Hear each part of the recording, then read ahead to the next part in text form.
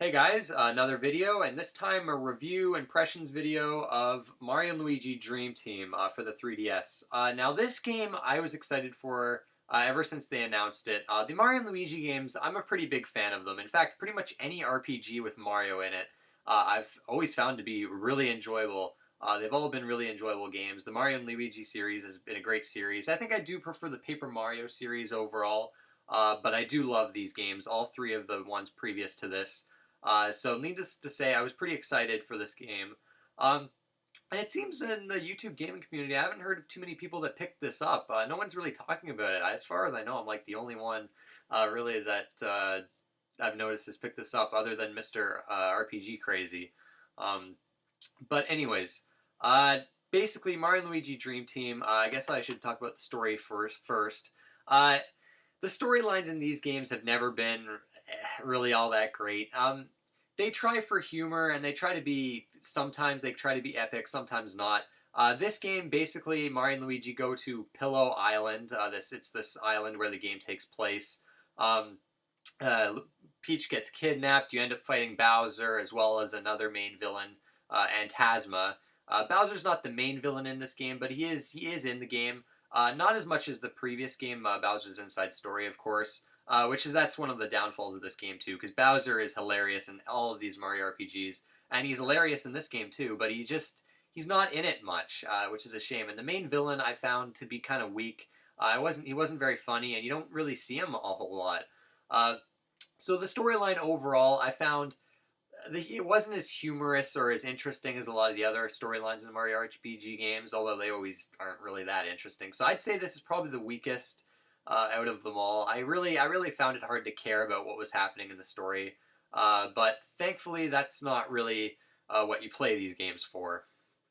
The writing too, I found, is not quite as funny as some of the other games in the series. This game for sure made me laugh out loud at various occasions, and it's definitely more funny than Paper Mario Sticker Star on the 3DS. But not quite as funny as Inside Story or even I think the first game, Superstar Saga. But it does have humor sprinkled in here and there, and I thought the game was fairly enjoyable in that regard overall. Um, Now I'll talk about, I guess, just quickly go over the visuals and sound. A lot of people weren't happy with the visual style of this game when it was first shown off, but I actually quite like the visual style. 2D sprites on 3D backgrounds, and I thought the environments were absolutely beautiful to look at in this game. There's some really great environments in this game, a lot of variety to them. I don't know, I think the visual style is really great, and the 3D effect in this game is awesome too. Everything just really pops, and I'll get to how that works in the battle system, but the 3D is awesome in the battle system because you have to pay attention to enemies in the background and foreground, because a lot of times that will indicate when certain enemies will attack Mario or Luigi, which I thought that was really cool. I actually had the 3D turned all the way up when playing this game. I quite liked it. Um, Sound effects are all great, but I want to go over the music. Now, the soundtrack in this game is incredible. I was blown away by the soundtrack in this game. Generally, I found the soundtracks to be a bit hit or miss in the Mario and Luigi games, and the Paper Mario games for that matter. They're always good, but I've never found them to be all that memorable. This game, on the other hand, the soundtrack in this was just amazing. So many memorable and catchy tracks that make great use of melodies. There's so many different cool melodies in this game. It really brought me back to like the 16-bit era, and I think this was composed by a woman that did the soundtrack for Super Mario RPG and a bunch of the Mario RPG games. I don't remember her name at the moment. I did look it up. I forgot right now, but this has got to be one of her best soundtracks. I mean, this soundtrack was just amazing. Definitely one of the best soundtracks I've heard in a modern game in a long time. Um, so now let's talk about the gameplay, which is the most important part to me of these Mario and Luigi games. First off, the battle system. Just as with the other games, you kind of know what to expect here. A button controls Mario in the battles, and B button controls Luigi. It works like Paper Mario, where you have timed button presses. If you press A to jump with Mario, and you press A just before you land on an enemy, you'll do double damage. If you charge up your hammer and hold A at the maximum point, you do more damage that way. When enemies attack you, you can dodge in real time and counter their attacks and do damage to them if you're able to jump on them or something like that. Um, but what's different in the battle system in this game is that you can move in the background. You can move while you're jumping and using your hammer to avoid attacks. And the enemies in this game, the amount of variety of attacks they have is insane. Like every single attack, there's a new way to dodge it, a new way to counter it. Every time you run into new enemies in this game, it's always a surprise to see kind of what attacks they'll throw at you and how you're supposed to dodge them. And the battle system just remains fresh all throughout the game. It's always enjoyable. I just love the battle systems in these games, and this game's battle system brought an improvement in that regard. You have your bros points as per usual in these games, which you can use your bros attacks, where you kind of use both Mario and Luigi to do these really powerful attacks. The problem I have with them, though, and this was a problem with the previous games I felt, I'm sure some people wouldn't be bothered by this. I found them very risky to pull off because if you don't do them right, if you don't get excellence or greats, they tend to do not too much damage, and a lot of them I found were hard to pull off. So you end up losing, like wasting BP points. So I found a lot of the times, unless you're facing bosses, I just use the standard attacks. But there are some bros attacks that I found that I was good at and I'm familiar with, so I keep kind of using those. And bros attacks you find thrown throughout the environments. You find these attack pieces, 10 attack pieces in a certain environment.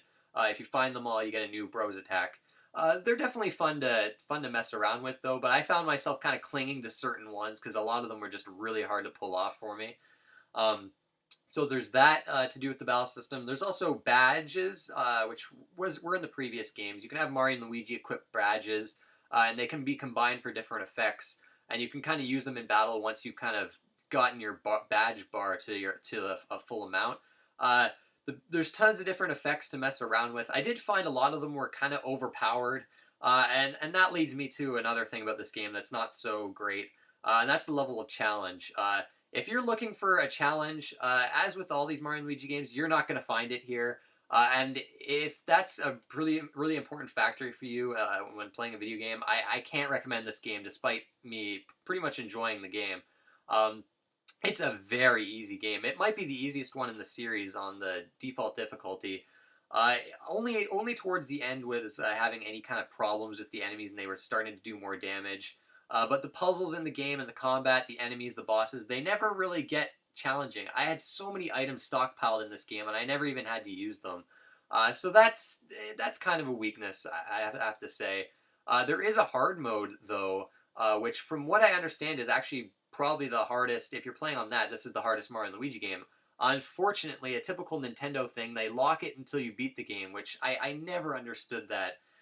Because those looking for a challenge can't get it unless they beat the game for the first time.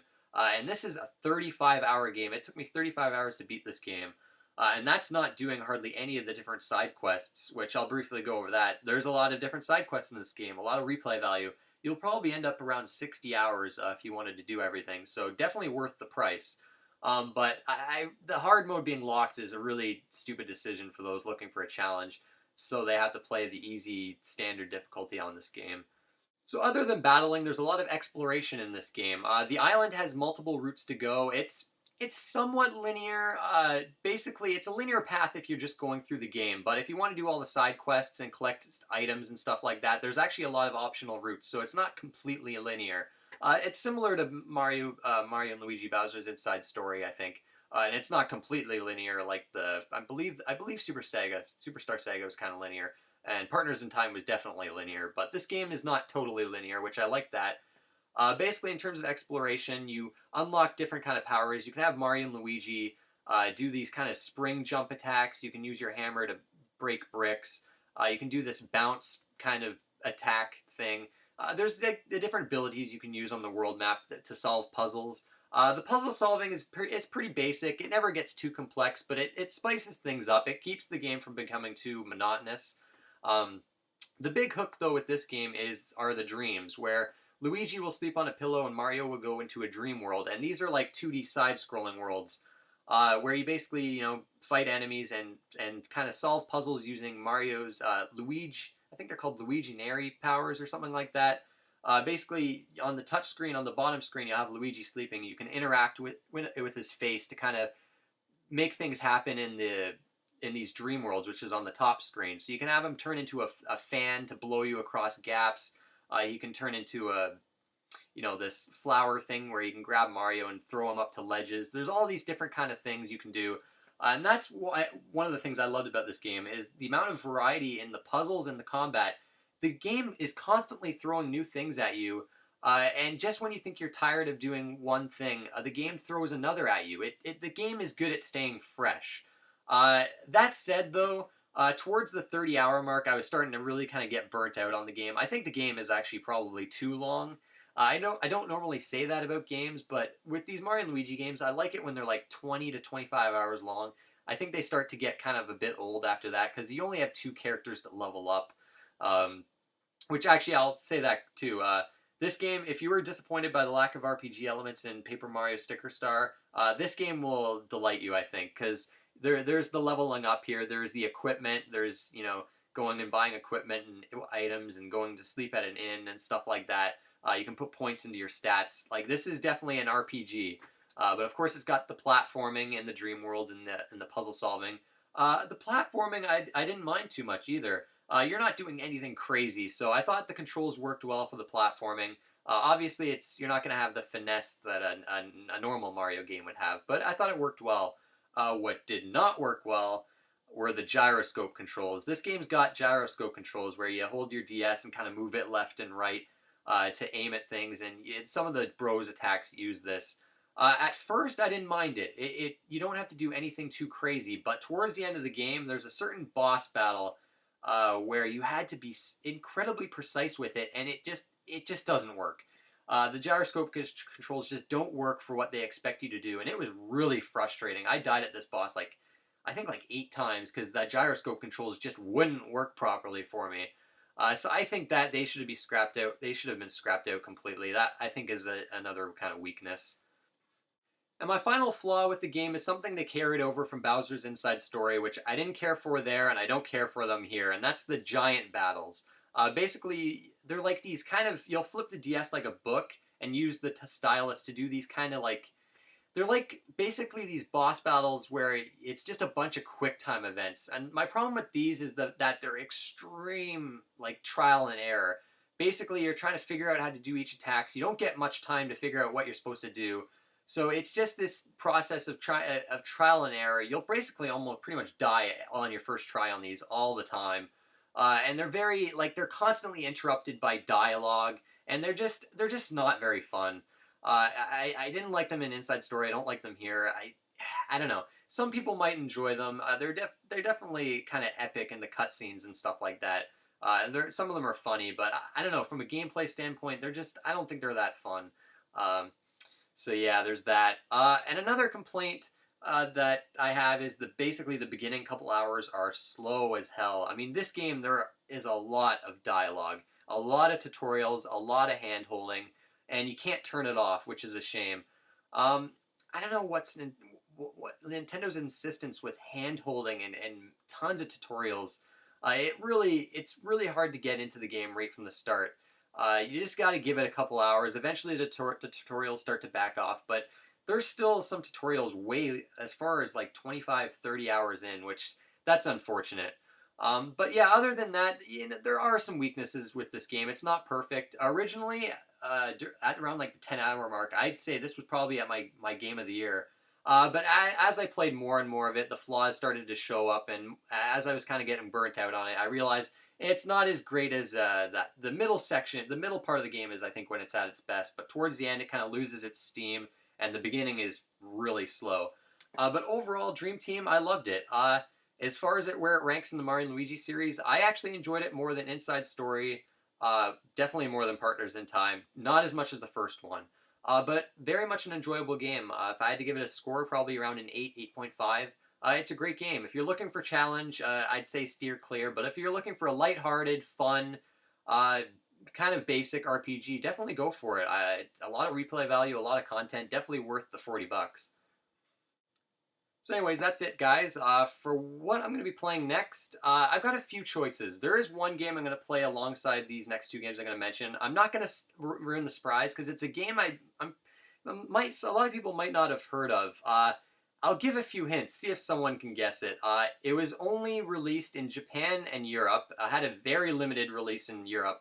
It's for the PS2, and uh, one of the names in the title of the game is a United State. Uh, that's the hint I'll give. Um, the other two games I'm thinking of trying, one or the other. The World Ends with You for the DS, which I just found it at EB Games a couple days ago, and I was shocked to find it there. I've been looking for that game forever.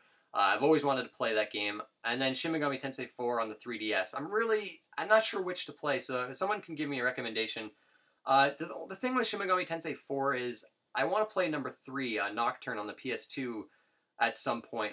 I'm worried that it might be hard to go back to after I've completed number 4, because I'm sure 4 is a big improvement, although I've heard otherwise from some people. But I'm kind of worried about that, so I'm more leaning towards The World Ends with You, but at the same time, Shin Megami Tensei 4, I kind of want to get it in there for my Game of the Year list, so I'm not too sure. But anyways, thank you guys for watching, and I'll see you next time.